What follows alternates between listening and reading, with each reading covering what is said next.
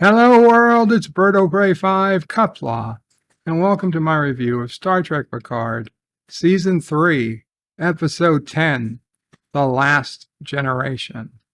This is it. We've made it to the end, people. So the episode starts with a very unique start screen. This entire season, the USS Titan has been flying around in clouds, tracing out a Starfleet insignia, and the Star Trek logo would come up. It had music, and it was cool, but whatever. This episode, they've replaced the Titan with the Enterprise D, and it's actually really pretty cool. There's also some ominous?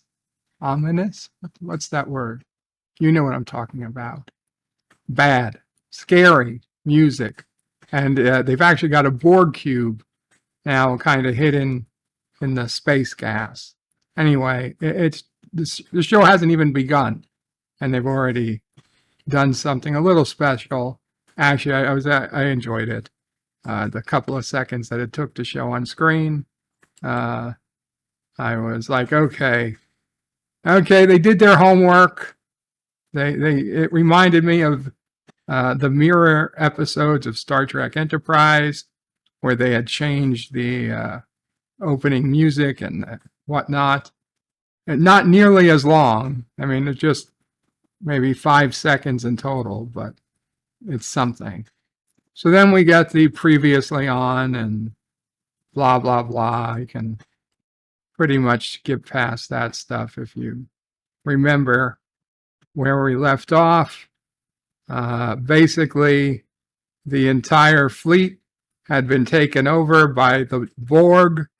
The only people left on the Titan that we knew of was Rafi and 7 of 9, and our main cast were all on the Enterprise D, and they were heading to Earth at maximum warp. So the direct course for Earth was the last command that Picard gave. And that brings us to the start of this episode. And we get a very surprise, I wouldn't call it a cameo, because all it is an audio message. But we hear the unmistakable voice of Walter Koenig, aka Commander Pavel Chekhov, Starfleet. Chekhov is back, although we don't get to see him. We hear him. It is a distress call from President of the Federation, President Anton Chekhov. I would imagine that Anton was chosen as a respect to the actor who played Chekhov, who died in the real life. It's Anton Chekhov, son of Pavel Chekhov. And he's the president, and he puts out a distress call, very reminiscent of Star Trek 4, avoid the planet Earth at all costs. Save yourselves. Avoid the planet Earth at all costs kind of thing. And he basically says, they're broadcasting on all emergency channels. Do not approach Earth. The whale probe is back. No.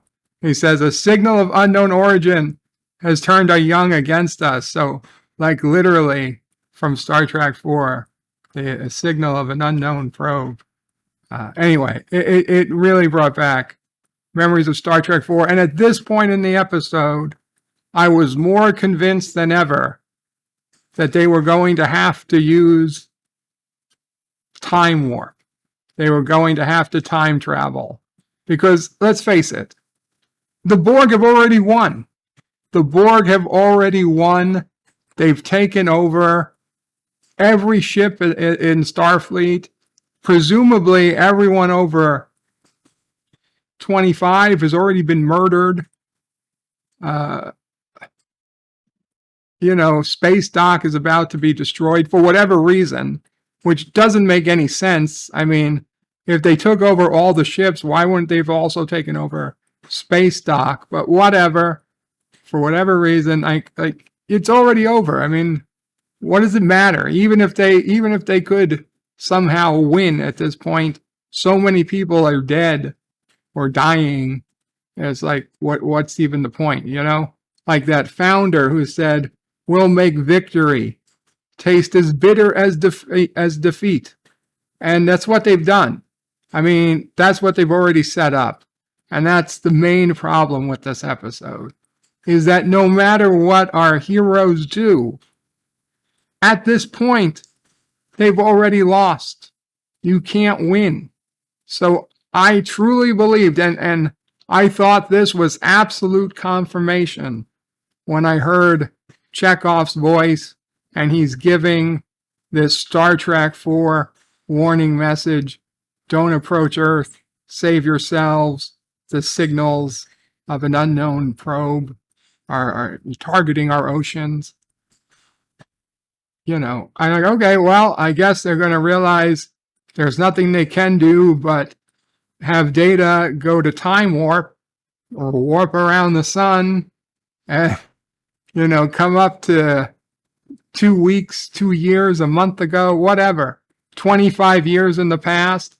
Picard will make sure that Beverly never runs and hides with his son, and they change all of history. But whatever they do, I figured they would do it. But they don't. I was wrong.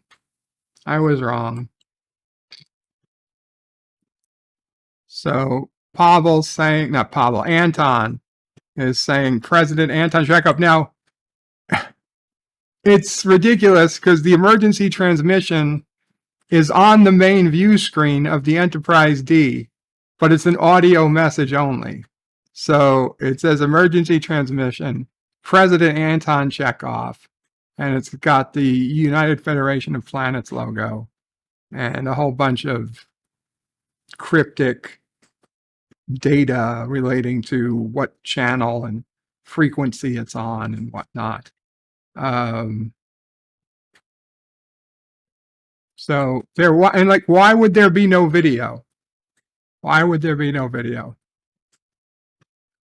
So they have not been able to find a way to stop the Borg signal or unassimilate our young. It's like word for word the Star Trek 4 message.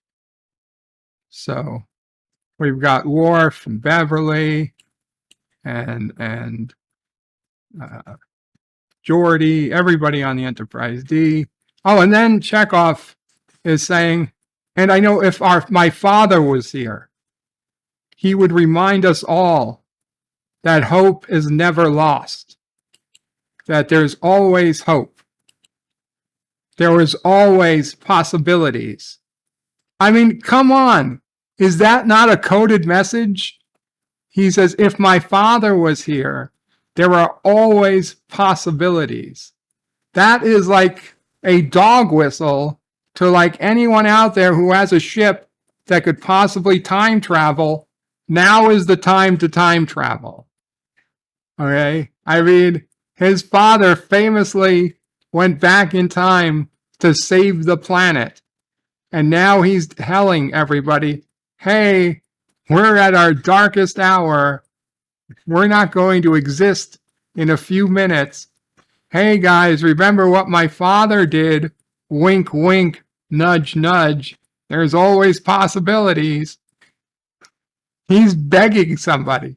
He is begging somebody to go back in time.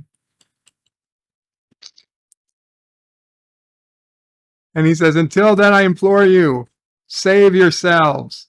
That's exactly what they said when Captain Kirk was like, well, we've got to destroy the probe. And Spock like, nope, we could find some whales. Like, but you said there are no whales except Earth in the past. Yes, Doctor, that's exactly what I said. And then Kirk is like, Mr. Spock, start your calculations for time warp. So obviously, Captain Picard should have looked at Data at this point and said, Data, start your calculations for time warp. And Data would say, when do you want to go back to, sir?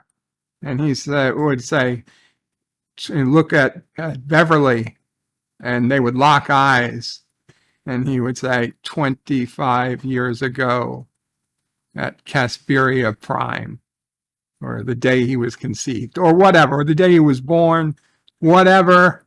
And they would go back, and that would be how they saved the future. Yay, great episode, everything. Everything from Picard seasons 1 and 2 can be thrown out. Everybody's happy. Rafi never has to become a junkie again, because Picard can even stop her from doing that. And everybody's happy. Oh, I'm sorry. I wasn't writing this show. Terry Matalas. Terry Matalas wrote the show. Well, let's see how he could do it better. Or worse. Yes, you be the judge. So Geordi's giving us an update how orbital weapons platforms have been destroyed. Worf is saying the fleet is ready to attack Earth. Space Dock is somehow still holding out, according to this latest update. Defenses appear to be repelling the assault for now, but Riker is saying that planetary defenses can't stand against the fleet. And Riker's like, where's the cavalry? And Data's like, well, all civilian ships have gone silent. And he says, we are the cavalry. Now, why has nobody asked the Klingons for help, or what's left of the Romulans, or for that matter, the Cardassians, or the Ferengi? You know, you could put out, hey, Ferengi, come to our aid. We'll pay you in gold press latinum if you come fight our fleet for us. Nothing. They don't even try. They don't even try. It's like if the Federation ships can't do it, they don't even want to try.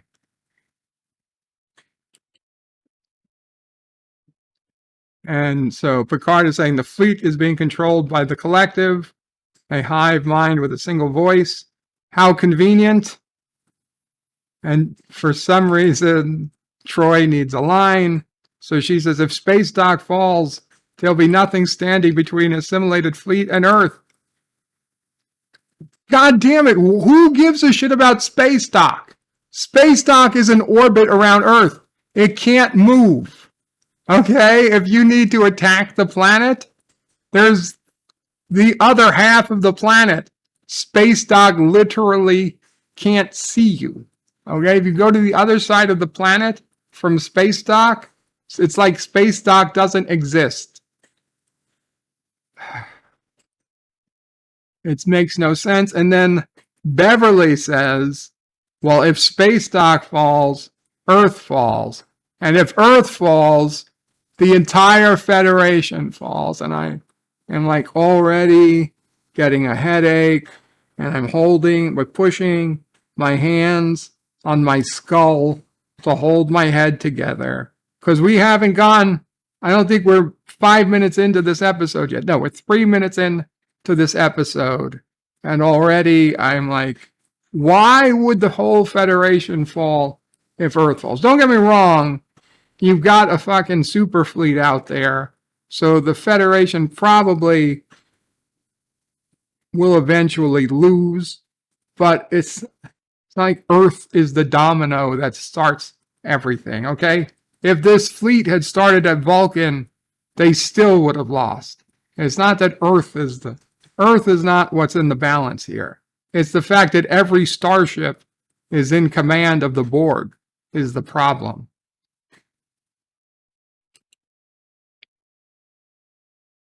Every planet, every system, and Data says, oh, long-range sensors are picking up a signal. They're picking up a Borg vessel in Jupiter. And Picard says, lay in a course, maximum warp. First, where are they? Okay, at the end of last episode, they set a course for Earth. So I presume they are still en route to Earth. But whether or not they're en route to Earth or already at Earth, obviously they're not at Earth because the fleet isn't attacking them. But they're basically going to the same place. You don't set a course for a planet in extrasolar space. You set a course for a system. Then once you get to the system, you usually go by impulse to the planet. So now on their way to Earth, they decided to change course to Jupiter. I mean, the time it would take to get from Earth to Jupiter at warp 9 is shorter than it would take to, say, change course to Jupiter. It doesn't make any sense, but whatever. Fine, they're maximum warping to Jupiter. And he says, engage. And it's like, oh, we're here. Because that's how long it would take. And sure enough, the Enterprise pops out of warp right in front of Jupiter. And they're like literally looking for the Borg. And he's like, where is it? Where are it? Where is it? With their eyes. And just by chance, they happen to warp out in front of the great red spot, the big red spot. And they're looking with their eyes. No sensors on the computer. And Picard just says there and points to the screen. And Data magnifies the screen. And sure enough, right in the center of the big red spot is a Borg cube, half sticking out of the clouds. And Riker's like, they hit a transwarp conduit inside the gases of Jupiter? Hey, idiot, that's my line. That's my line. You don't get to take that away from me. How the fuck did they hide a conduit inside a planet? How did nobody notice the Borg are inside Jupiter? This ship looks like it's been there for years. The ship looks like it was there for years, unless they're saying it just came out of a conduit. So then when did they build the conduit? At some point, the Borg had to build a conduit, a transwarp conduit, under our noses. It is inconceivable. Nobody noticed, hey, the Borg are here on Jupiter. I mean, in this timeline, Jupiter, all the moons of Jupiter have Starfleet installations on them. And God knows about civilian stuff and colonies. Jupiter is basically next door.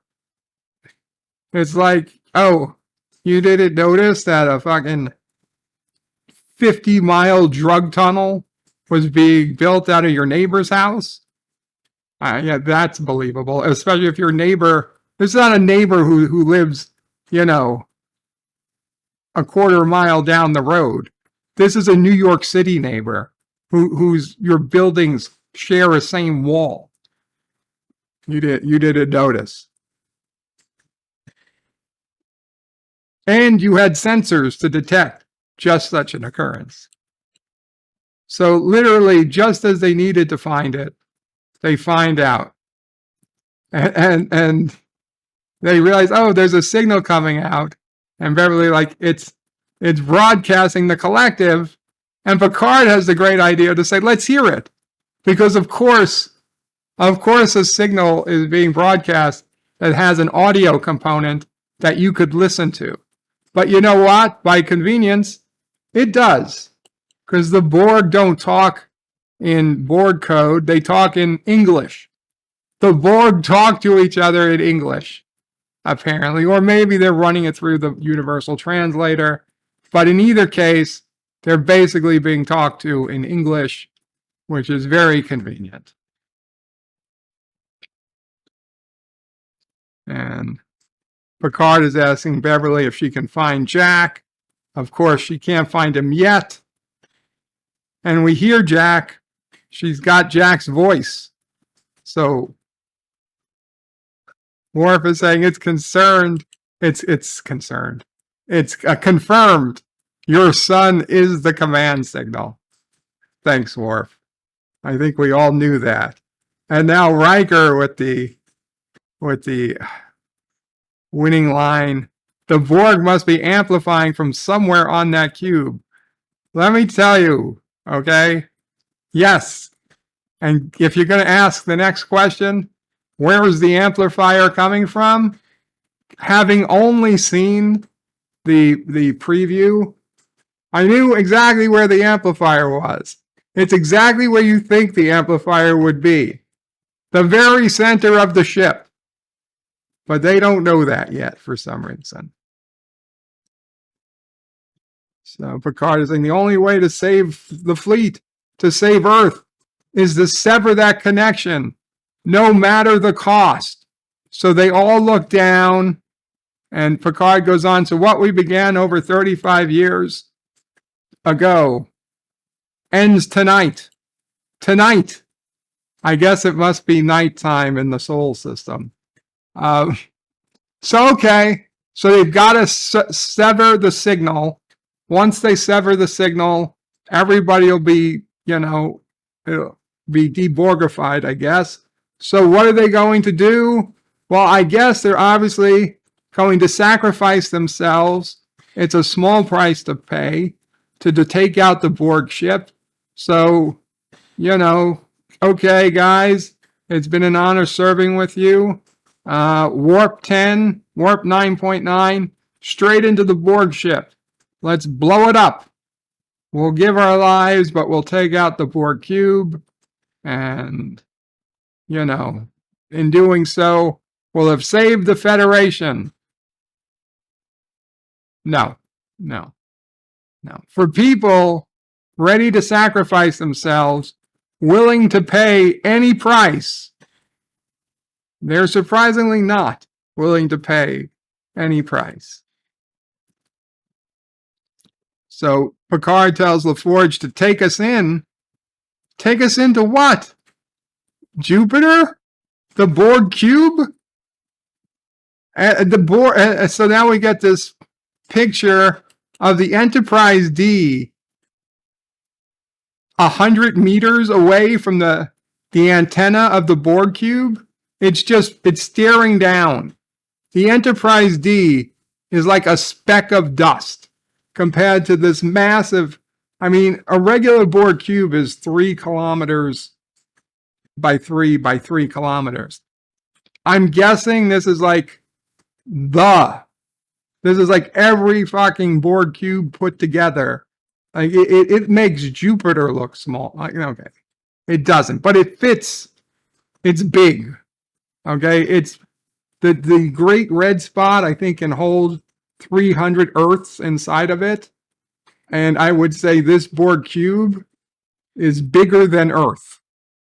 And the Enterprise D is just standing at the top of one of these antennas. There's hundreds of antennas sticking out.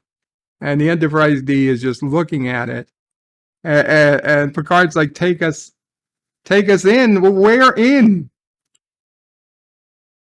It's the music is there, and the Enterprise D is so tiny compared to this Borg cube.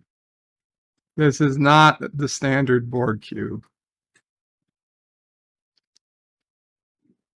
It should have its own gravity. And now we get the Star Trek Picard logo screen. Wow. We're only 6 minutes in. Part 10, The Last Generation. I'm going to be honest. I don't know why they call it The Last Generation. You would think, that really gave me thought that people are going to die, or the entire crew is going to give their lives, or all the kids are going to die. But spoiler alert, no. I have no idea why they're calling it The Last Generation. It really makes no sense. Maybe on rewatching it, I'll figure it out. So, okay, after the logo goes away, we're at space dock, and we have the entire fleet firing phasers and photon torpedoes at space dock. It is the biggest space battle we've seen in Trek since Deep Space Nine, I would say, since the Dominion War fleet battles. But I would say Deep Space Nine did it better. DS9 still did it better. It's not bad. It's not bad. We have phasers, we have photon torpedoes, but it's boring. It's a boring space battle shot. I don't know how to tell you.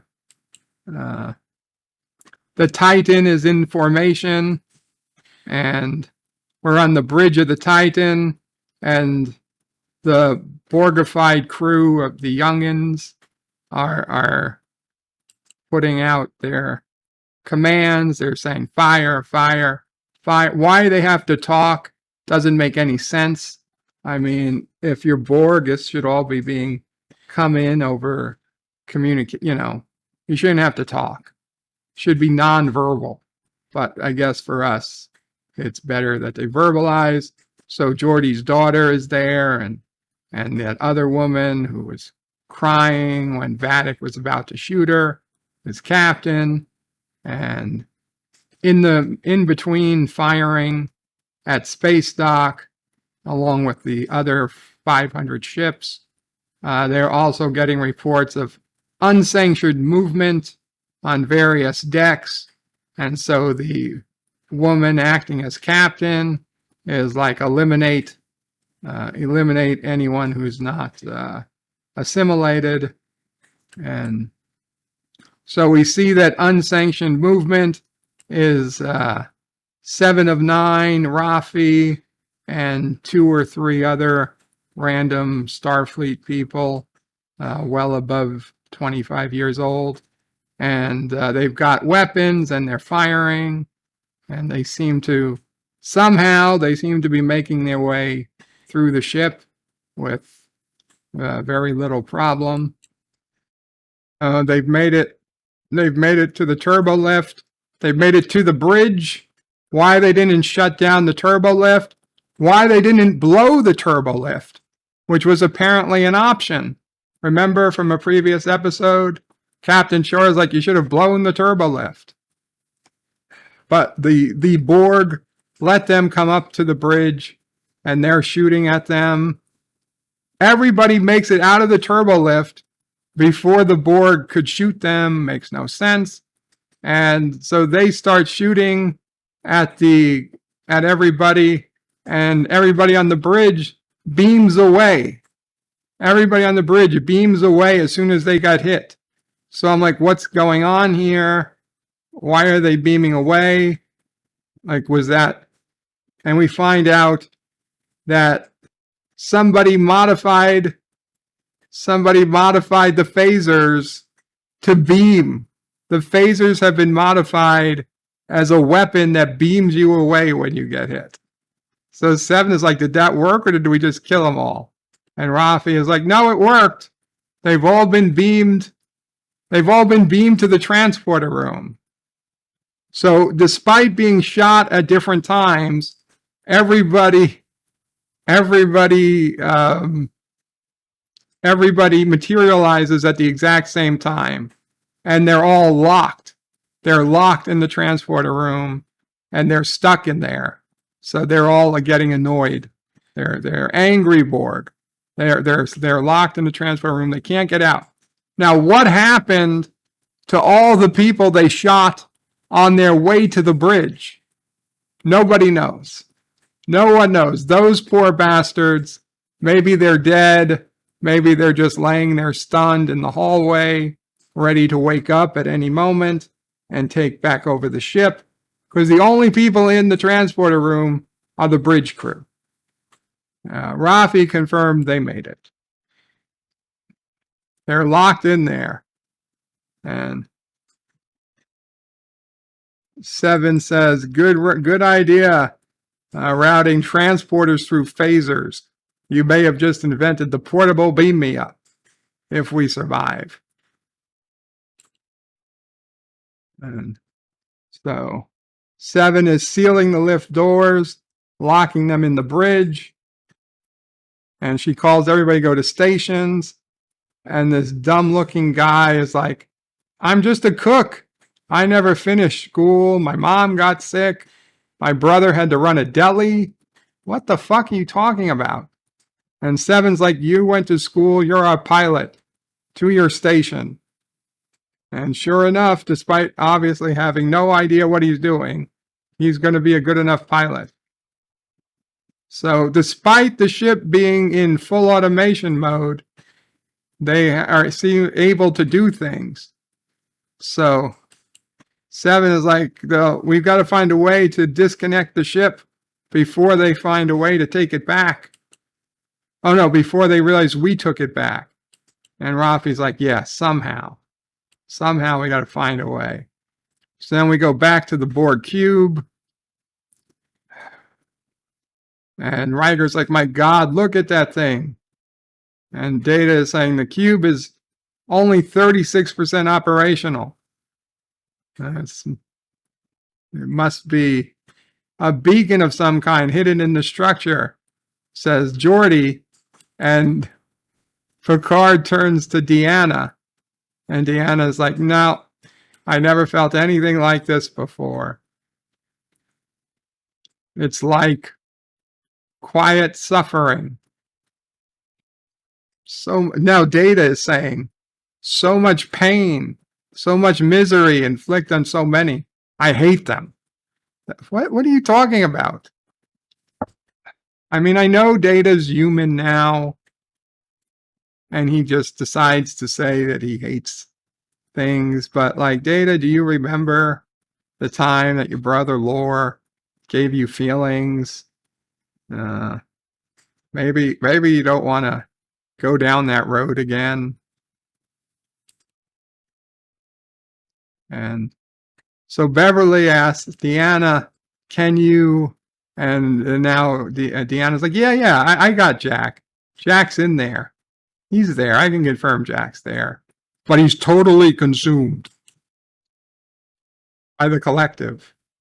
He's totally consumed by the collective. And Worf says, what if he's already past the point of no return? And Beverly won't even hear that. She's like, no, it's not true. And Picard is also sure that he's there, and he's still Jack. And Data's like, the cube has scanned us, and it's lowering its shields, and its weapons are redirecting. So Picard is like, oh, it's an invitation.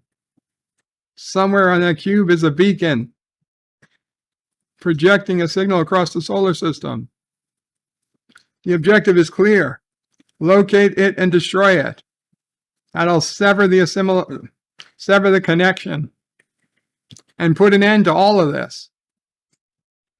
But, oh my God, Geordi.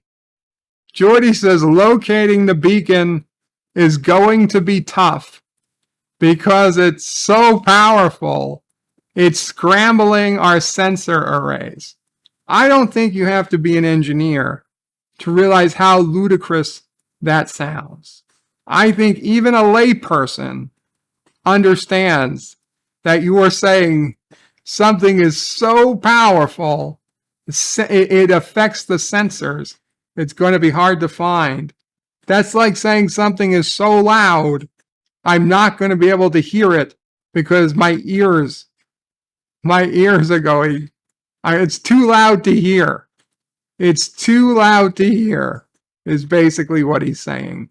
Something so powerful, it's so hard to pinpoint, is just saying that it's so powerful, it's going to be too easy to find.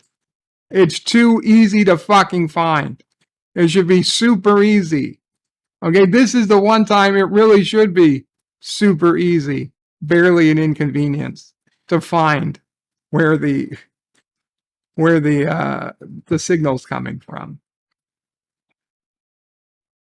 The only way to find it is to beam down there and access its systems directly, says Geordi. And so they're looking at their life signs, and Data says this is all he's getting. And of course, Beverly's the only one who thinks to narrow down to human frequencies. And then they found one. She found a human brainwave, not a Borg one. And Beverly's like, maybe she can use that to narrow down Jack's location.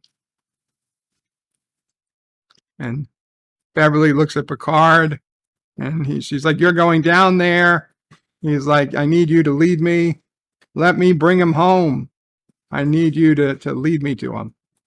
And Riker tells Picard he's not going down alone. And Worf says, I will make it a threesome. And Riker's like, do you even hear yourself? Then Data tries to get on board. And they're like, no, Data, we need you on the ship. And even Beverly has to talk Data out of going. So then Picard says, well, very well. Number one and Worf, you're with me. You guys look for the beacon. And now Picard puts Geordi in charge of the Enterprise, which is weird because usually Data would be in charge. But I guess because Geordi got a rank of Commodore now, he gets to be in charge, really because they need Data in his seat. So Picard tells everybody it's been an honor serving with them all in case he doesn't come back. And everybody looks around at each other, and nobody wants to say goodbye, but they basically make their goodbyes. And for some reason, they get in the turbo lift instead of just beaming down straight from the bridge. I mean, where did they go to? The transporter room where there's no transporter chief on duty? So Picard, Worf, and Riker beam onto the Borg ship, and they say there's no movement and no sound. And Riker's like, a cube this size should be thousands of drones. And Worf says, you sound disappointed. He says he's never been in a too quiet situation that ended in a pleasant surprise. Well, guess what, Riker? You're going to get one. Picard says something about wolves. I don't know. So they're walking down the hall, and they're decaying, dead and decaying Borg, still in their alcoves. So Worf is saying the necrotic tissue is being cannibalized. Riker says to sustain what? Picard says, or whom? Obviously whom? The Borg Queen. We all know it. So basically, apparently the Borg cube can eat its own Borg like the Matrix to keep itself powered. So Worf is saying these dead Borg, it explains the almost complete lack of life signs. They're exploring. There's quite a few, Borg in alcoves. So now Beverly is saying Jack's life signs are emanating one level below you. And Picard is like, oh, that's the Unimatrix room below the transporter pad. And how did he know that? And Beverly's like, oh, it's possible that a part of you still communicates with the Borg. So Picard tells Riker and Worf it's time to go on their separate ways. He's got to be a father now. He can't be their captain anymore. And he's like, it meant so much to me. It means so much. And Riker's like, you know that I know. Always. And he says, Mr. Worf. And Worf says, Klingons never admit to knowing defeat or farewell. And Worf tells Riker we should be going as they let Picard go on his merry way with his phaser out, despite who's he going to shoot? Picard says, Beverly, lead me to our son. And she's like, well, I can get you to the next level, but then I can't be any more specific. But you just said he knows innately the ship. And now Picard gives Beverly a pass. He gives Beverly a complete pass for always taking care of Jack and she did the right thing from the beginning by not telling him about Jack. And Beverly looks very emotional. You would really think that Picard was going to die or kill himself or save himself to save the galaxy. So Picard takes about 6 steps, and there's Jack. There is Jack. And he's talking Borg. And it's like, your biological and technological distinctiveness will, serve us. We'll spread peace across the galaxy. You'll be assimilated. And we see Jack. Jack is very Borgified. But like Locutus, he has both his eyes. And Picard is talking to Jack. He's like, do you hear me, Jack? I'm here to take you home. And now the Borg Queen is laughing. And she's laughing. And we see her face. And oh my God, it's disgusting. And it's home. He is home, she says. This is like a fucking mutated Borg Queen. She says, we are home. At last. Locutus has returned to his true family, his collective. And Picard's like, you're a lot uglier than I remember. He doesn't say it, but he's looking. The look in his face. We go back to the battle at Space Dock. The Titan is there. The pilot says, Commander, there's a Federation ship near a Borg cube. Oh, their scanners are working. Galaxy class Rafi. Rafi is saying to Seven that there's a Federation ship, a Galaxy class with registration NCC 1701D. And she looks at Seven like she doesn't know what that is. And Seven says, the Enterprise. The problem here is that Rafi and Picard were bestest of friends. If we remember back, and I know nobody does, to Picard season 1. Remember Rafi used to call Picard JL? They had such a close relationship. Rafi had become Picard's bestest friend ever since the end of Nemesis. She knew everything there was to know about Picard. He knew everything there was to know about her. And now she doesn't know the registry number of Picard's old ship. I find that hard to believe. Well, Seven knows it. So Seven says, it's Picard. They're engaging the Borg. And Rafi's like, the Enterprise D? She's like, what's left of that thing is ancient. Well, yeah, I'm surprised anybody knows. Seven says, well, it's not tied to the new systems, so it can't be controlled. We need to find a way to do the same thing. And if there was a way to do the same thing, wouldn't they be doing it with a newer ship? So she's got to say, okay, we've got to buy them as much time as we can for them to do whatever they need to do.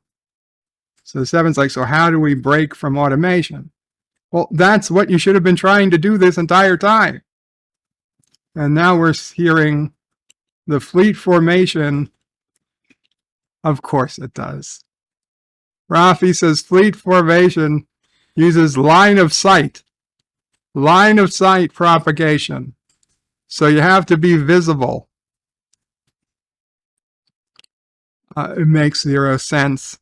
Line of sight, what if you go behind an asteroid or a moon?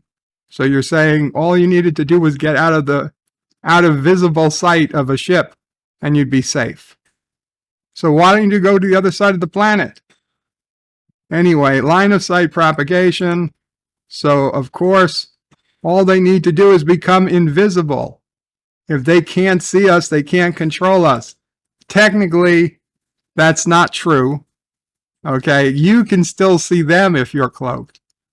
But whatever, so they're going to cloak. And 7 says, and bring up the prefixes we have for the entire fleet. She's going to scramble their shields. And 7 says that we can't fire while cloaked. So we've got to do this themselves. And the pilot says, us against the entire fleet? Are you crazy? He's like, I didn't sign up to die. I was just a cook. He didn't say that. So 7 has to give a rousing speech. I'm not asking you to give your lives for nothing. You need to fight for what's below. Your families, your children, Earth.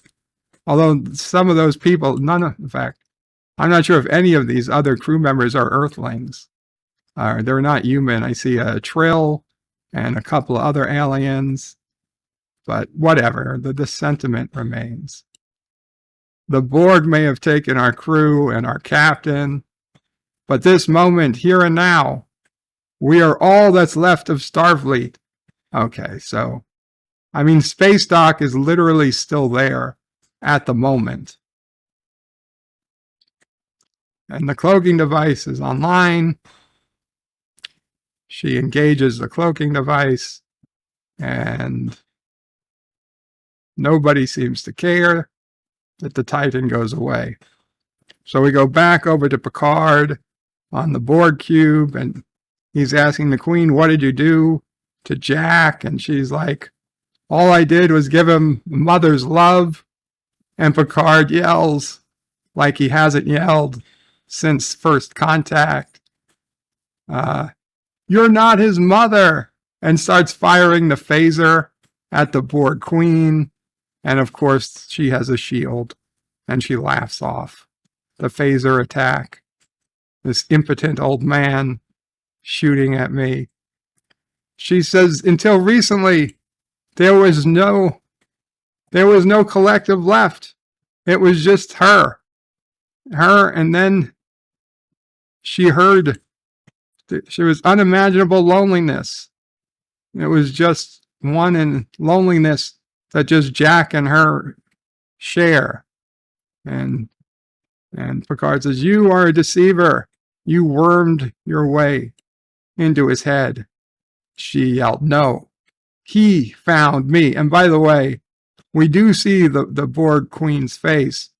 It is the voice of the original Borg Queen, but she is under so much makeup, a mutated face, I'm sure, because I know they said they couldn't get the actress to play the Borg Queen. They only got her voice.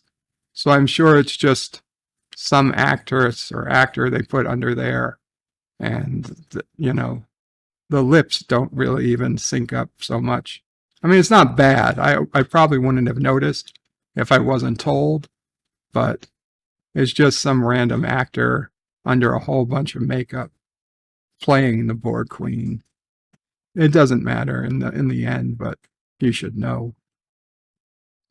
It says, he found her at the very edge of space where they were poisoned and left no roads to return, just to die by starvation and age.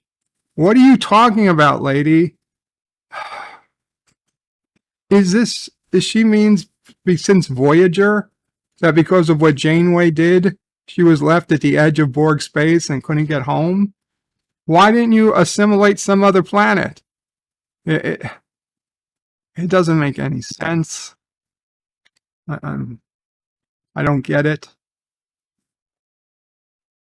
And then she says, as the cries of her children faded, another voice rose, loud, clear, Jack's voice. She heard Jack. And Picard says, let him go, take me. I'm your equal. I'm the one you want. She goes, I don't want you, Lakotas. You're not the future of the Borg. The future of the Borg is not in assimilation, but evolution. And meanwhile, Jack is still giving orders in English for the Borg to shoot people and take over ships, I guess.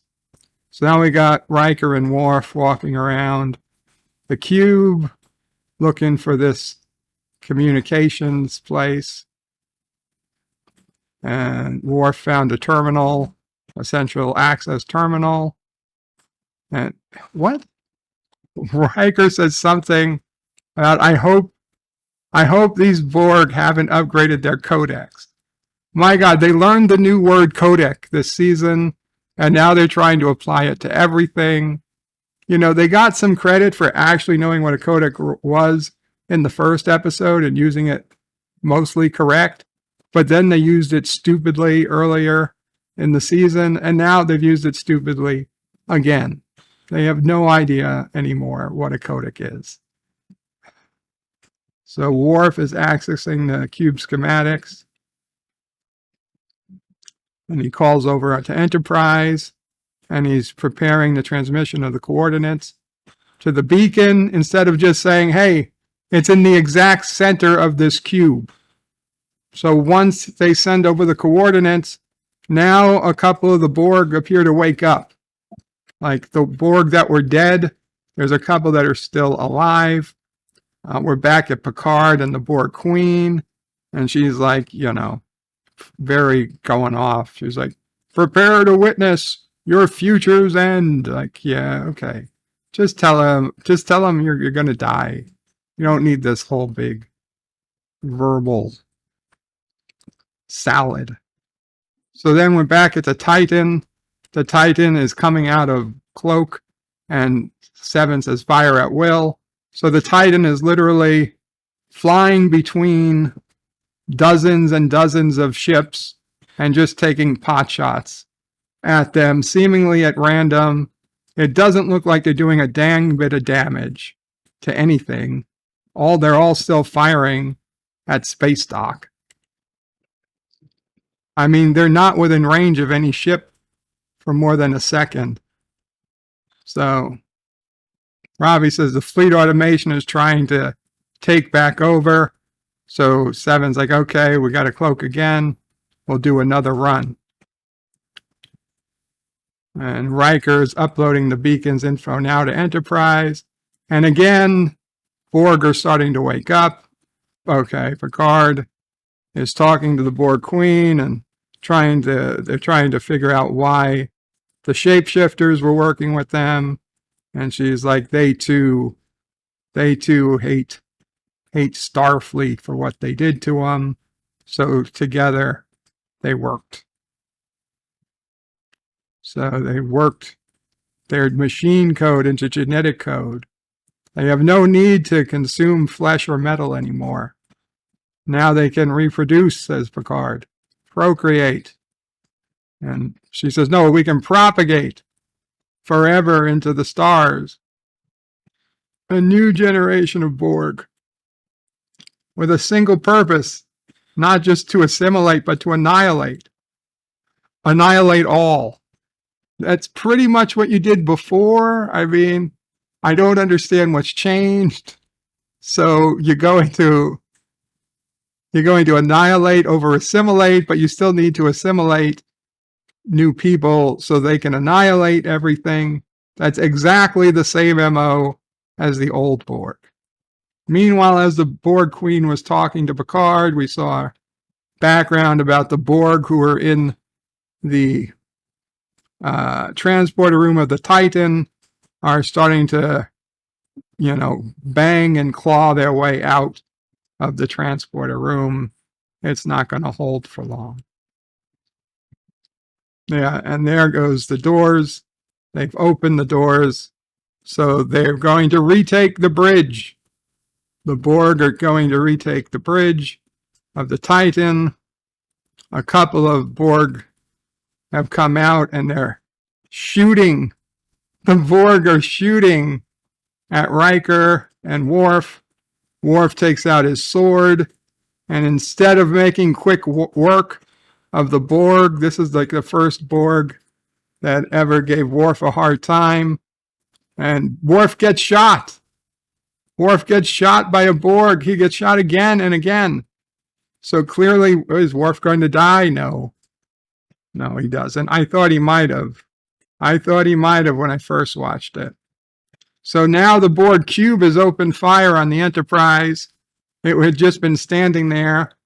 The Enterprise, Data is flying the Enterprise through the antennas of the Borg cube.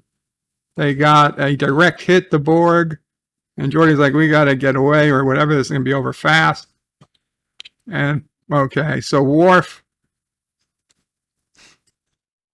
tells, Worf is in pain and falling over. Riker comes to help him. And Worf tells him, pick up the sword. So Riker goes to pick up the sword, and he almost falls over. It's so heavy. And he's like, I had no idea it was this heavy. And then Worf says the hilt. I guess that's part of the sword. Anyway, it turns out there was a phaser hidden in the sword. There was a phaser in the sword. And Riker's like, why did you use this the whole time? And he's like, the sword is more fun. The Titan is still making these ridiculous runs, shooting at ships. It doesn't seem like it would be doing anything. Oh, they're using predictive algorithms to find them. And the fleet is redirecting some resources to locate them. So I guess that was all they were trying to do. So now Riker shoots down some Borg with the phaser he has. That works. So, of course, now Geordi says he didn't have time to get the weapon systems online. So the Dr. Crusher, is going to have to shoot the weapons manually. And of course, the Enterprise is flying right up against the Borg cube, missing all the phaser shots.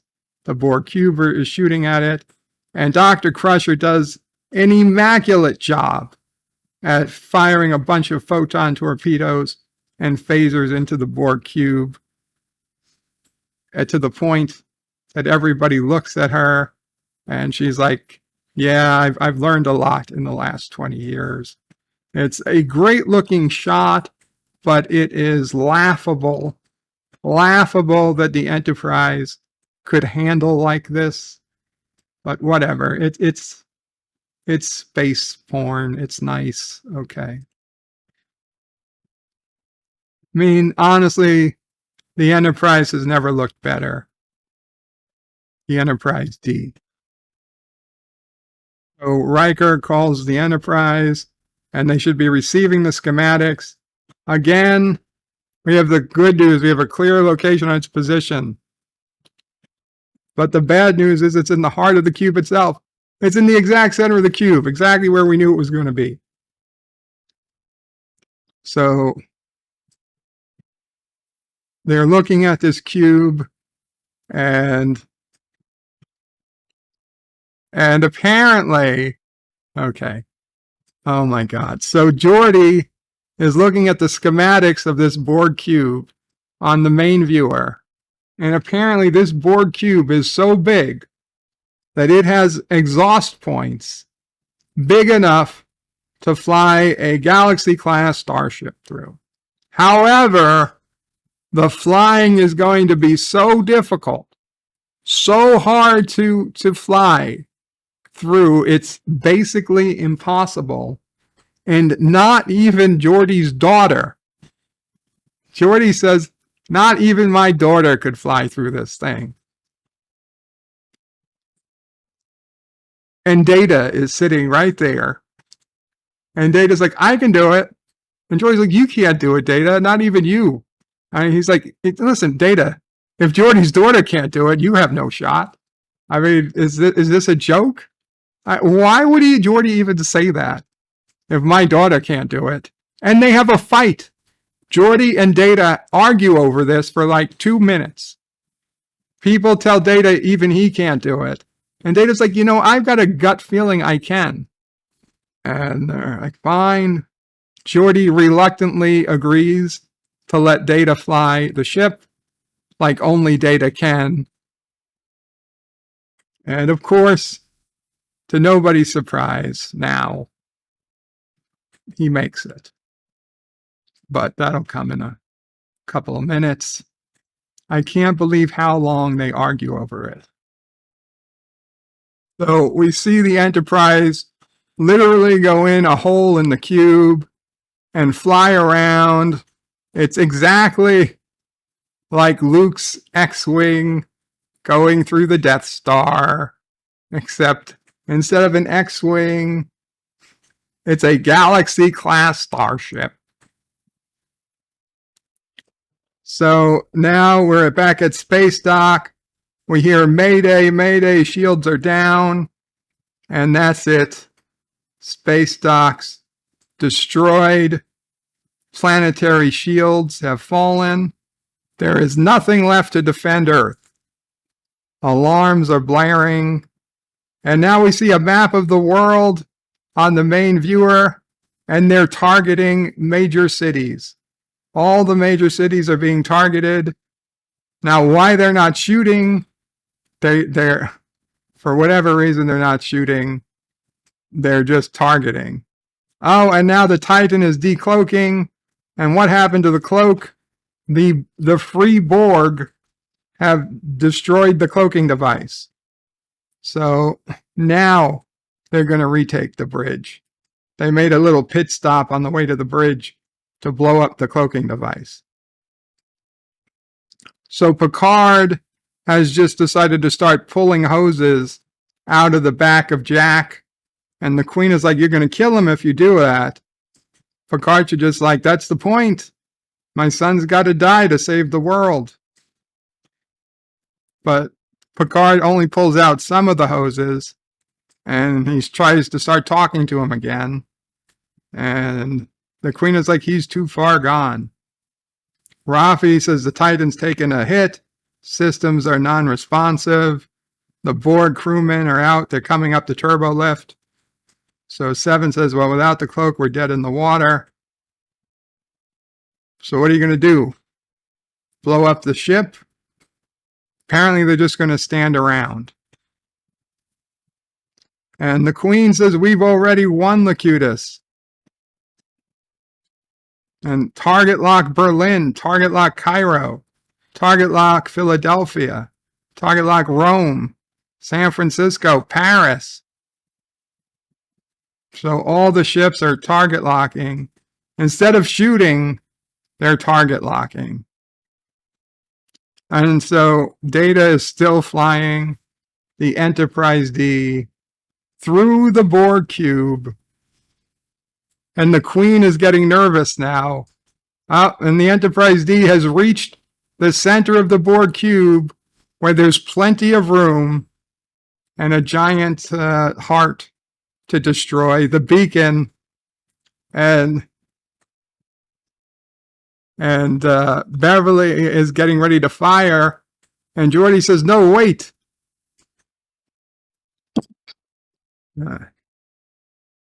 So they're waiting to fire because obviously if you destroy the beacon, you destroy the cube and everyone on it, says Deanna. And Beverly says, no, there must be another way. And Deanna says, if we destroy the cube, we save Earth. So obviously you got to, what are you waiting for? Destroy now and we kill everyone down there. Yeah, that's the point. She's like, if you don't kill him, you kill everyone else in the galaxy. So yeah, take the shot. Every second you wait, millions of people could be dying. Take the shot. It takes Beverly like 2 minutes to begrudgingly say, okay. And then Geordi still doesn't take the shot. He tries to, he's going to, okay, they're beaming Riker and Worf up. but they don't have a lock on Picard. So Riker says, I can't leave him. Deanna says, Will, the moment we fire, you have a minute to get out at most. How does she know this? Riker says a moving line. Yeah. He owes a lifetime to Picard. At least he can spare us a minute. He says, I'll see you soon. Riker out. And Worf says, there was a moment today I thought we might actually survive. Data says, we lost their signal. They crossed into the dead zone. The dead zone. Of course. So the Borg Queen is again asking Picard what he's doing. And he's going to plug himself in now. Picard's looking for a hose with a thing. And he's going to jack himself into the Borg collective. And just as Riker and Worf connect, come up, Picard plugs himself in manually, and he reverts to Locutus, and we see the old Locutus footage, and we see this whole big thing of his mind entering the collective, a whole bunch of shapes and shit on the screen.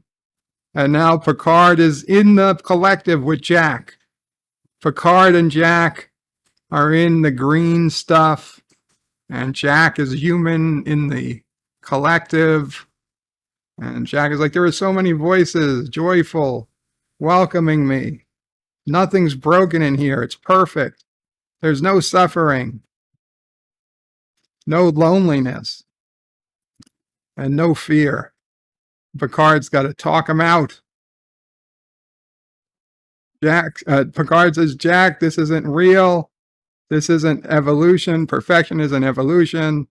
This is death. You're keeping people distance. They never see the real you. Picard said he was the same. He joined Starfleet. He found a family he didn't have. You let them in. They have this heart-to-heart talk. Honestly, it's half bullshit, I think. Picard then he gets the point, he just waited in that vineyard to die alone, well, with his Romulan house slaves. He says, but Jack, you are a part of me I never knew was missing. You knew it was missing in the Nexus. You knew it was missing in the Nexus. Now Jack's getting angry. He says, no, this was written before my birth. He says, I am this. He's surrounded. This is where he belongs. Jack as a Borg looks a lot like you as a Borg. So Geordi and the Doctor are still just now making the okay to target the beacon. Again, when seconds count, they are taking minutes to do things. They're all looking at each other on the Enterprise D, and the Enterprise D finally shoots at the beacon, and it starts to blow up. Now Data's got to race out of the Borg cube, and the Queen realizes the beacon blew up. She yells no. So Riker says to Worf, is this good enough? And Worf says, it is indeed a good day to die with honor. And so Geordi is telling Data, Data is scanning for them. Of course, something's interfering with their transporter signal. Beverly is crying like she's lost her son and her gentleman lover. Picard and Jack are still in the collective. And Picard says, well, if you're not going to come with me, then I'll just stay with you till the end. And Jack realizes now he doesn't want his father, I guess, to die. And Picard puts his hand on him. He's like, you changed my life forever. I mean, I only met you 4 or 5 days ago. but you changed my life forever. And Picard hugs him. The power of a hug, a father's hug. And we just get a lot of Picard hugging his son. And now we're getting through a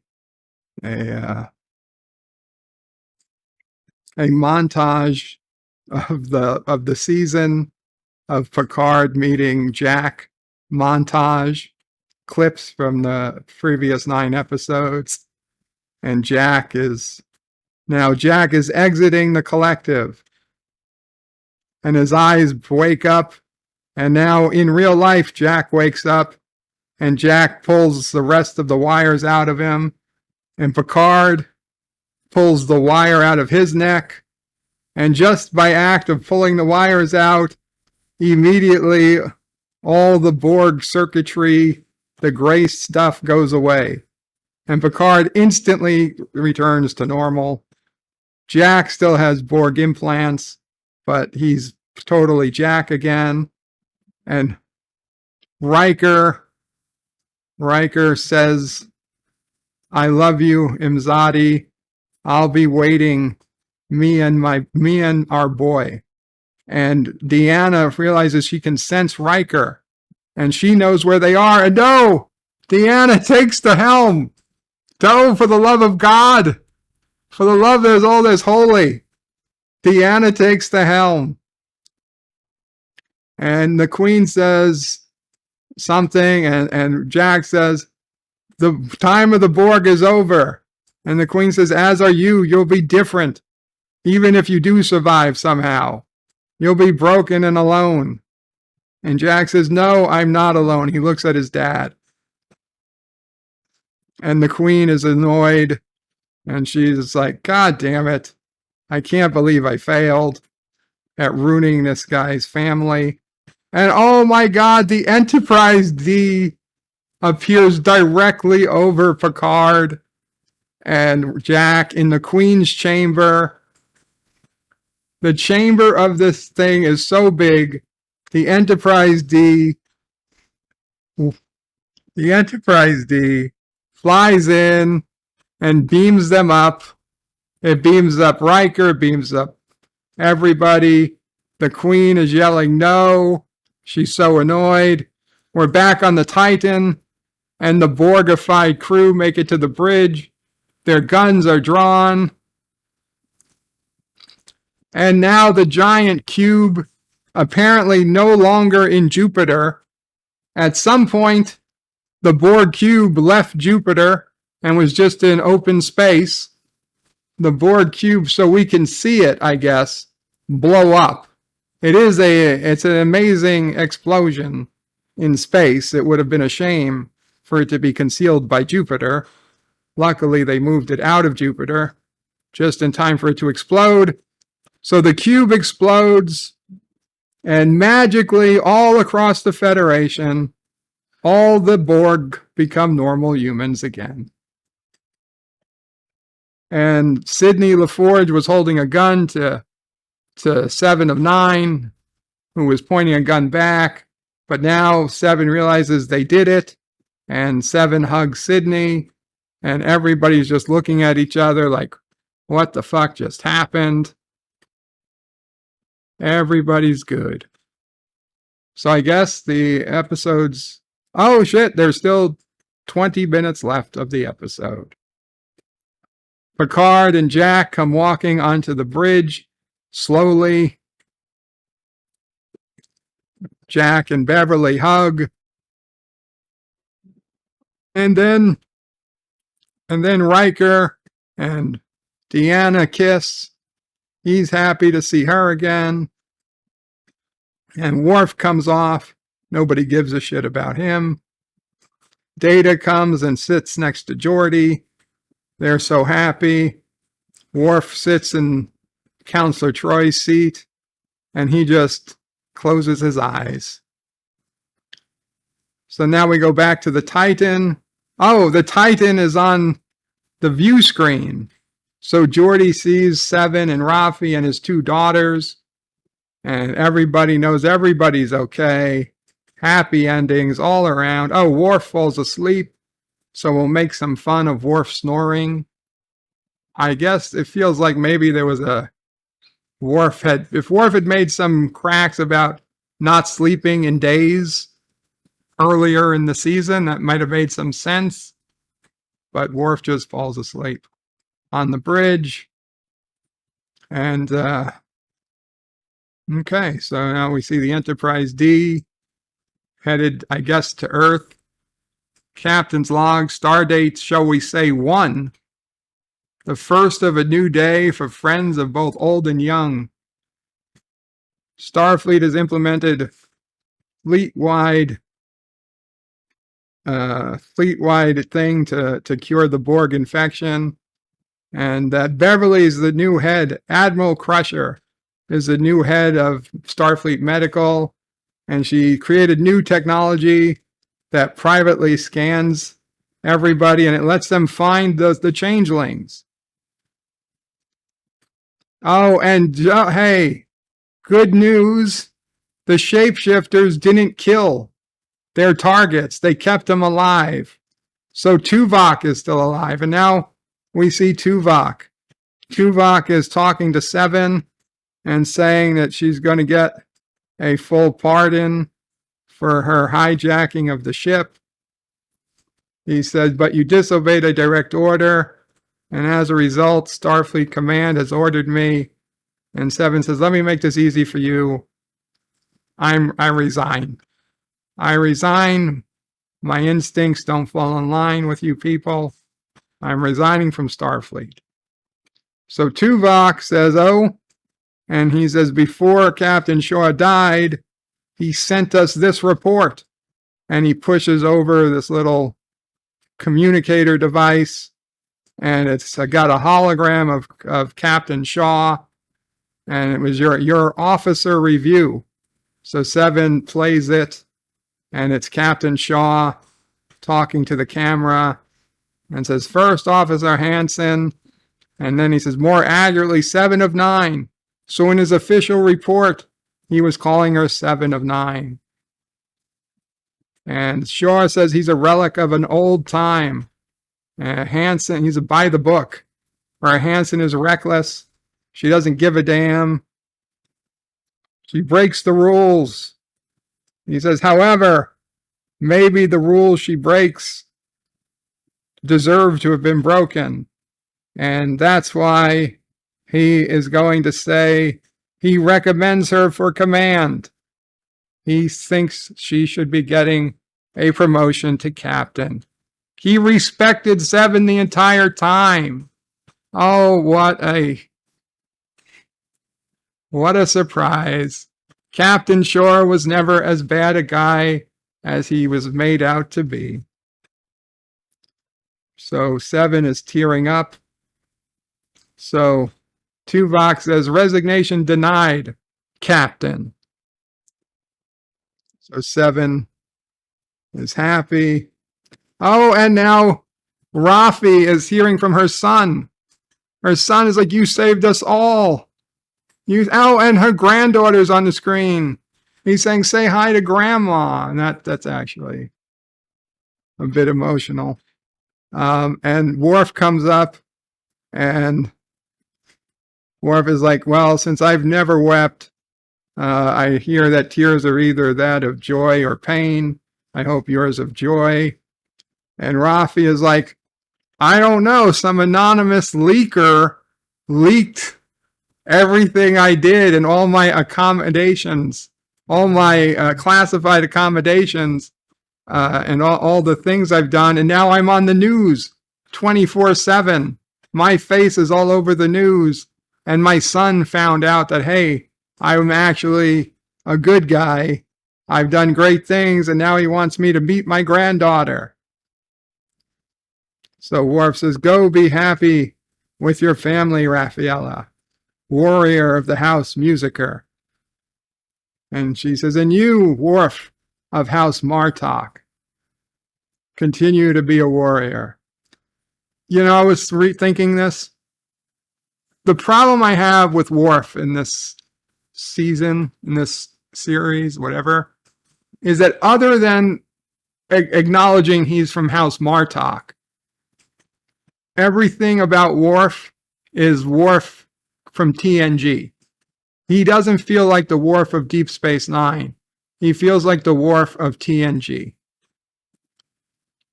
And the Worf of Deep Space Nine was a much more rounded character by the end. And like all that was lost to play off jokes. But those jokes don't really make sense with the Worf character once you've watched Deep Space Nine. Anyway, don't worry about it. So now we've got Data, and Data is in a counseling session with Troy, and you can see Troy doesn't give a shit. Data just goes on and on and on. Troy is giving hints like, oh, you've gone an hour over. We've gone an hour over again. And Data doesn't get the hints. Data keeps talking about how being human is so much harder than he thought it would be. Troy has checked out. Troy is looking for vacations. Troy is looking for all-inclusive vacations on her pad. And one of the vacation destinations was Orlando, Florida. So Data says, okay, time to leave, same time tomorrow. So this isn't weekly. These are daily sessions with Counselor Troy. And Riker comes in just as he's leaving, just as Data's leaving, and Riker laughs and says, so he's still batshit, and Deanna like slaps him. And now we get a jump 1 year later. 1 year later, and they're at the Fleet Museum. The Fleet Museum, and the Enterprise D has now joined the Fleet Museum. And Picard is on the D. Picard and Riker and Geordi are on the D, and he says, if ever there's been, this should be a more fitting place to be. If any other ship has ever, should be here, it's this one. Now, okay. They said, they literally just said, it's a year later. It's a year later. But Picard, Geordi, and Riker are wearing the exact same clothes they were wearing, 15 minutes ago, 5 minutes ago on the show. Did they just... okay. Obviously, they just recorded this with the same clothes. They didn't even attempt to make them look a year different, a year older. They should have maybe been in uniform or something. Whatever. Don't worry about it. So the people who are going to say goodnight to the Enterprise D are Picard, Geordi, and Riker, and computer initiate shutdown, and of course the voice of Michelle Barrett, Roddenberry, aka Luxwana Troy, the Enterprise D voice, computer voice. In fact, all of Starfleet's computer voice throughout many, many years. She says initiate shutdown. Computer says shutdown, voice initiated. And Riker says, I miss her. I miss that voice. Riker says, I miss that voice. As a tribute, no doubt, to the fact that, the actress passed away. That was honestly, I would say, the most touching part of this episode for me so far. I mean, there's still 10 minutes left. And Geordi says, well, after all, so Picard says, take good care of her, Geordi. And Geordi says, of course, she's always taken good care of us. So now we're back at Earth, and Space Dock is there. I don't understand. Space Dock blew up. I thought I saw Space Dock blow up. And now the exact same Space Dock, perfectly built, like it doesn't have scaffolding. It's not under repair. I mean, they couldn't rebuild space dock in a year, could they?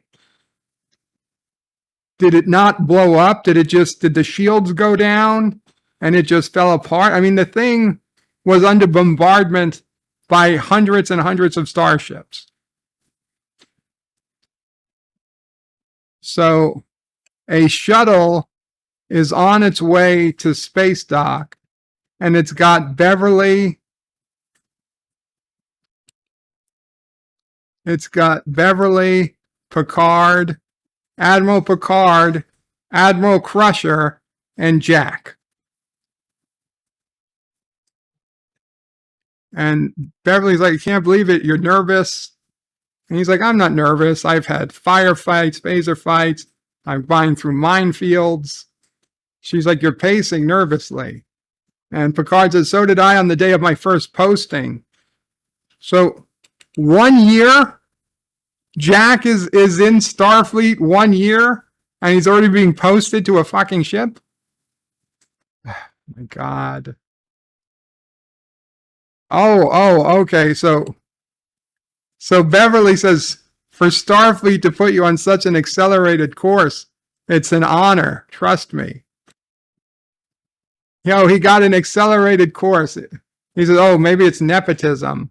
You think the family names might have helped a bit. And he's like, names mean almost nothing, says Picard. It's always the people with the names who say that. He's very proud. He's very proud of his son. And it says, and he says, Jack, you never told me which ship they pointed you to. Really? He didn't ask what ship before now? The first time he asked the ship, and it's the Titan. And of course, Picard says, oh, yes, of course, the Titan. And Jack says, not quite. It's not quite the Titan. He's like, he says, not anymore. And Beverly says, you have to forgive the subterfuge. We just know your aversion to fanfare. So Picard's like, what the hell's going on? And Jack says, in honor of you and your crew. And the Titan has been renamed USS Enterprise, NCC 1701G. Oh my God. And Jack says, names mean almost everything. And Picard is touched. And so is Beverly. You know who's not touched? Me.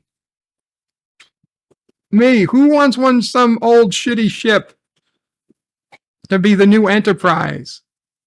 The Titan was a great ship. It should have been called the Titan. It should have kept its name. Let the Enterprise G be a new ship.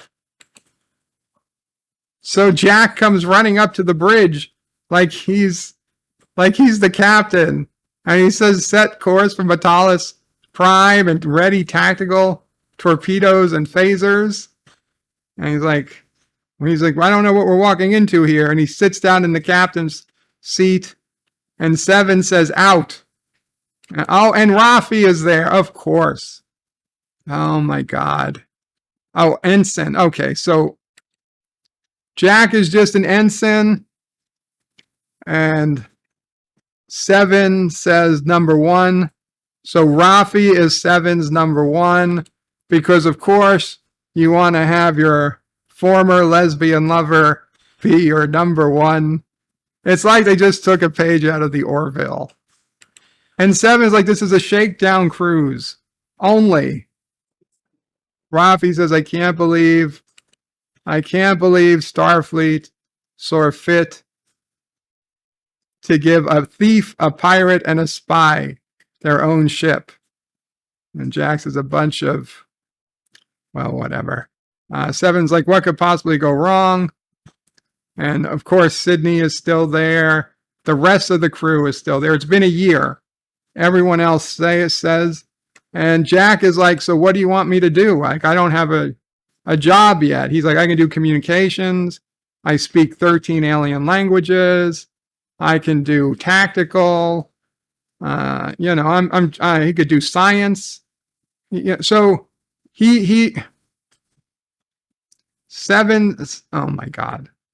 Seven says you are a special counselor to the captain and points to the seat next to the captain's seat. So it's going to be Rafi, Seven, and Jack. And Jack as an ensign, who made it through all of Starfleet in 1 year, is going to be special counselor to the captain. Fuck you, everyone else on the bridge who have spent years, Sidney LaForge. Fuck you. I get to be next to the captain. I've only been in school for 1 year, and I'm already one step from the captain's seat. All you people spent your years working your jobs. You're all suckers. You're all suckers. You should have had the name Picard or Crusher. Oh my God. So clearly, this was Terry Matalas's hope for his ongoing series of Star Trek Legacy that he was tweeting and tweeting and tweeting. But I want to know because he blocked me. So it's Seven's first official command act. Although didn't she got promoted to captain a year ago. So I think they're saying they were fixing the Titan. They rebuilt Space Dock in a year, but it took them another year, the same year, to fix Titan, to make Titan flyable again. So, okay, they were waiting to see what Seven's words were going to be. Was she going to say engage or whatever? But they cut away. They cut away right before we heard what Seven's engage is, and the ship went to warp. So we'll never know. It's a mystery. The next writer gets to decide what Seven's fly away word is. So they left some mystery. Now Riker says, I hate to say it, but I think this is the end of the road. We closed this place down. Oh, and they're at the real, I assume, the real 10 forward in Los Angeles. And now it's the end of the night, and Beverly just now says, let's have some music. And Worf is like, perhaps it's time to call it a night. He has a lecture on Mugato meditation. Deanna is saying it's a hard work trying to find the vacation where they're going. But wasn't that a year ago? I thought she was looking for vacations a year ago. And so Data is making a toast, and he's like, there was the young lady from Venus, and everybody yells at him. He's like, I always wanted to finish that. And so now it's time for Picard to make a toast. He's behind the bar. They talked about Guinan as if she was there, but she's not she's of course not. She's not here. Picard says, and to that end, and he breaks out a deck of cards, and everybody is happy except Worf. So Riker's like, let's play. The music starts, and they sit around the table playing poker, and Geordi's dealing a queen for the counselor, 9 of spades for the doctor. So it's basically the end of all good things. It's the poker at the end of all good things, except for some reason Worf is angry. Worf is mad. He's out. Riker calls. I wonder if they were really playing poker and they just recorded it. No. Picard says, I've come to believe the stars have always been in my favor. It's as if somebody was writing and I had plot armor. And of course, Picard wins the hand, and he takes all the chips to him. And we know who's paying, says Beverly. Yeah, we know who's paying. Starfleet. The music is playing and they're all laughing. And again, and that's it. Now we got the overhead shot. The same overhead shot we got from All Good Things, except with a bigger table, written by Terry Matalas. And based upon Star Trek The Next Generation by Gene Roddenberry. Executive producer Terry Matalas, Akiva Goldsman, Heather Caden, and Patrick Stewart. Oh, there's still more. There's a lot more. Still more. Still more. And the camera's just spinning as they play poker. And co-executive producers. There's a lot of co-executive producers. Supervising producers. I'm reading these out because I know there's a mid-credit scene. There's a mid-credit scene. So everybody is watching the camera spin as they play poker. All Good Things did it better. Come on. Okay. You know what? We're gonna fast forward a little to the mid-credit scene. Star Trek Picard. And the Titan is around a star. And Jack is taking his things out. And we see, a picture that looks like Beverly and Picard may have gotten married. Hey, there's a picture. It's like Jack is moving into his quarters and he unpacks his bag. There's a picture of Picard and Beverly dressed nicely. Maybe they've gotten married. It's not clear. But then there's a noise, a voice, and Jack pulls out a phaser and points it. It's his phaser. Jack still has the same phaser he had all through Picard. So I guess he's allowed to take his own personal phaser with him through Starfleet. Why not? They made so many shortcuts for him. Why wouldn't he be allowed to use his own personal phaser? And who is it? Lo and behold, it's Q. John Delancey is back. Back from the dead. Back from the dead. Q, which they killed off in season 2, is back. And Jack knew him. He says, "You're Q, aren't you?" And he's like, "My father told me all about you. I thought you were dead." And Q says, "Oh, and here I was hoping the next generation wouldn't think so linearly. He's like, "You have much ahead of you." Jack is like, "You told me, my father told me that humanity's trial is over." And Q says, "It is over for him. I'm here today for you because your trial, Jack, has just begun." And Jack looks at him, not sure what to make of him, and the music cuts. And that is the end. 10 episodes of Star Trek Picard. Listen, it wasn't a bad episode. It was, I don't know, it was a nice episode.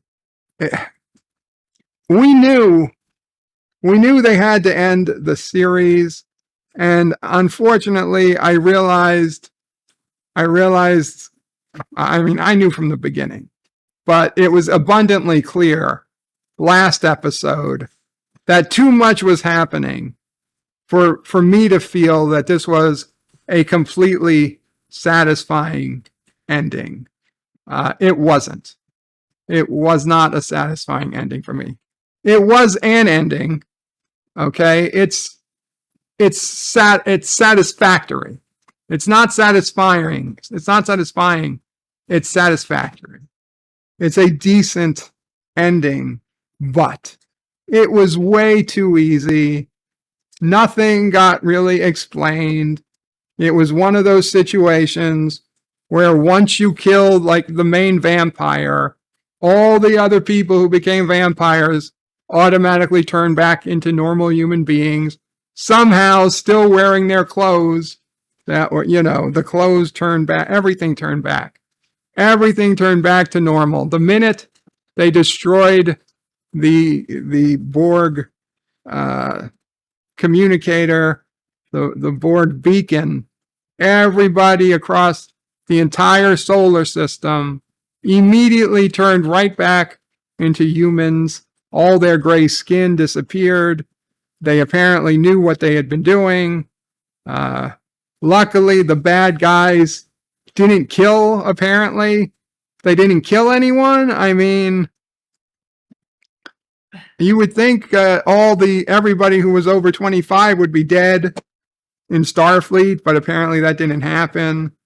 You would think the changelings would have killed all the people they replaced, but in the story, they kept them alive in case they needed more memories from them, in case they needed more info.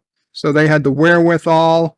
Somewhere in the Federation, I guess, the changelings were running a facility that had all the high-ranking admirals and who knows what's that they ever took the place of. And they were all just there to be found. And I guess they found them off screen. Luckily, the changelings didn't get so angry and kill them all, which is what what would have been done in real life. Like, fuck you, we're going to kill all the prisoners now. It was way, way, way too easy, way too convenient, to the point of absurdium. Is that a word? I hope so. It is now. It was way too easy to the point of absurdium. Seeing the Enterprise D fly around not even like people say like the Millennium Falcon. No, not like the Millennium Falcon, like a fucking X-Wing. Like an X-Wing fighter. Okay? It flew around like an X-Wing. Even then, I don't know what an X-Wing could do. What the Enterprise D could do. But you know what? If it did have to fly like that, you're damn right. It would be Data flying it, not Geordi's daughter. I'm sorry. No offense to Geordi's daughter, but I would pick Data over Geordi's daughter any day. And Geordi would have too, in any normal world. It's absurd that Geordi would have to argue with Data over, you're not good enough, Data, because even my daughter's not good enough. But in the end, it was the only choice they had anyway. As to the, that face that used to talk to Vadic, no idea. Nobody knows. Never came up again, as I suspected. No answers to that. Terry Matalas supposedly tweeted that it was the Borg Queen, and that was all we were going to hear about it. So, yeah, no answers. If you were waiting, they never came back around to that. I'm sure there are so many other unanswered questions. But, I think I genuinely felt something last episode when they made it back to the Enterprise D. I genuinely felt emotionally moved. This episode, I'm going to be honest, I didn't feel it. I didn't feel anything. Okay? The scene between Picard and Jack on the Borg cube, I think they were going for some emotion there, but I just didn't feel it. I mean, Picard's known this kid 4 or 5 days, a week. I know it's his son, and if you were told you had a son, I mean, if I found out I had a son that I didn't know about all this time, yeah, it would hit me. But do I think? I don't know. I don't think that a week later I'm going to be like, oh my God, this is I don't know. I just, the man's 90 plus years old. It just doesn't, it doesn't feel real that, and even if he feels that way, the son, all of a sudden he feels that he's in love with not in love, but loves his dad so much. I don't know. The emotional payoff, I didn't get it. I didn't get it. Yeah, it was nice, but it didn't move me. It didn't move me as much as seeing the Enterprise D. So I'm gonna say maybe I'm emotionally dead. I don't know. It didn't do much for me. I know this is going to be half the people are going to love it. Probably 4/5 are going to love it. Let's face it. But it was too easy, too contrived, and if like most, and I'll grant Orville had the same problem. Like any 2-part episode, where part 1 is a lot of buildup, and you realize you can't solve it. Like the Orville Identity Part 1, wonderful. Identity Part 2, I hated it. This is the same thing. I'm putting episode 10 as the second part. Everything that led up to this was part 1. This is part 2, and it falls flat on its face for me. It didn't ruin. Okay, episode 10 in itself didn't ruin any characters for me. So that is a plus. It does kind of ruin the legacy of Enterprise. It certainly ruins the Titan. It was great to have a ship other than Enterprise. It was great to have a ship other than the Enterprise to look up to and track. I mean, yeah, you have Voyager, you have the Defiant, but it was great to have the Titan, have a new name. Maybe not everybody wants to call the Enterprise their favorite ship. And now you take away the name of the Titan and you make it the Enterprise G. And it's a massive step back in technology. Who the fuck wants, I think Terry was putting all of his eggs in one basket, thinking he was going to get a go-ahead to do Star Trek Legacy, and it would be the Enterprise and Captain 7. I mean, why is 7's name even 7? That still doesn't make any sense to me. Why is Rafi her first officer? Are they going to fall in love again? I mean, oh my God. And why is Jack just going through Starfleet? They just decide 1 year later, nobody changes clothes. I think somebody realized, hey, Jack can't just go on to the Titan. We've got to pretend he at least went to Starfleet Academy. And someone's like, oh, let's just say 1 year later. But nobody did anything about. I mean, the same things, the same vacation that Deanna was planning a year before was still on their minds a year later. Somebody just stuck in there 1 year later to solve the mystery of Jack going to Starfleet. I give this final episode a 6 out of 10. A 6 out of 10. Don't get me wrong, it's watchable. And honestly, I would say I'm seriously disappointed in what they did to Worf this season. I don't think it was worth it. I don't think this series was worth it. It was the best of New Trek. It was the best of New Trek, for sure. But they went through and burned so many member berries. They went through so much that I don't think it was worth it in the end. I don't think it was worth it. And we did not get my Chief O'Brien cameo. For the transporters, Chief O'Brien should have, and he was a TNG alum.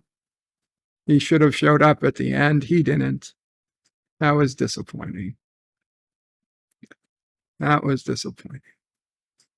I can't believe it's over, you guys. I can't believe it's over.